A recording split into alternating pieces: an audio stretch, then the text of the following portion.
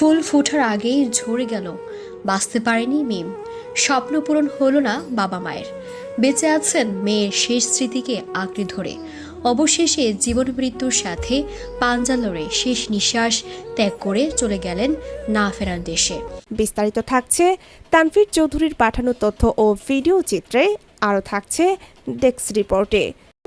মৃত্যুর সঙ্গে এক সপ্তাহ লড়াই করে অবশেষে শুক্রবার 22শে মে রাত 11টার দিকে মারা যায় মাধবপুর উচ্চ বিদ্যালয়ের নবম শ্রেণীর শিক্ষার্থী মিম আক্তার। তিনি একই উপজেলার আদমপুরের কাটাবিল গ্রামের বাসিন্দা।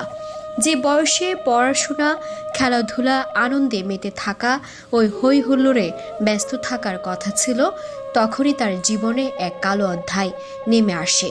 স্কুলে যাওয়া আসার পথে এক বখাটে ছেলে প্রেমের প্রস্তাবে প্রত্যাখ্যান করায় দীর্ঘদিন ধরে উত্ত্যক্তকরণ, ব্ল্যাকমেল ও মানসিক নির্যাতন চালিয়ে যায়।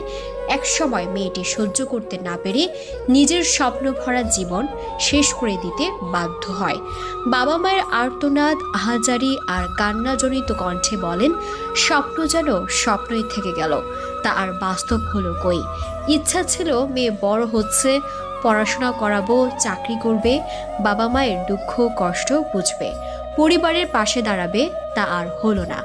বিষ পানের পর মৃত্যুর সঙ্গে লড়াইরত অবস্থায় মিম তার উপর চলা নির্যাতনের অভিযোগে বলে, তাকে বিভিন্ন সময় রেস্টুরেন্ট, পার্ক, বাজার ও বিভিন্ন স্থানে যেতে বাধ্য করত। সেই সুযোগে ছবি ও ভিডিও ধারণ করে তাকে নিয়মিত ব্ল্যাকমেল করে হুমকি দেওয়া হতো।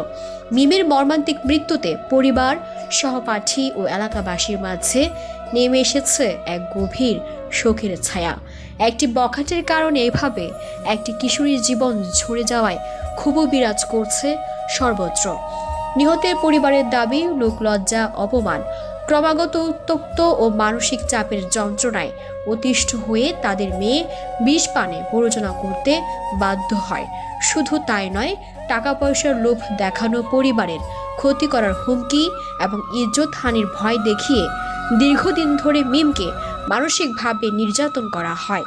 স্বজনদের দাবি, অভিযুক্তের দৃষ্টান্তমূলক শাস্তি দাবি করেছেন।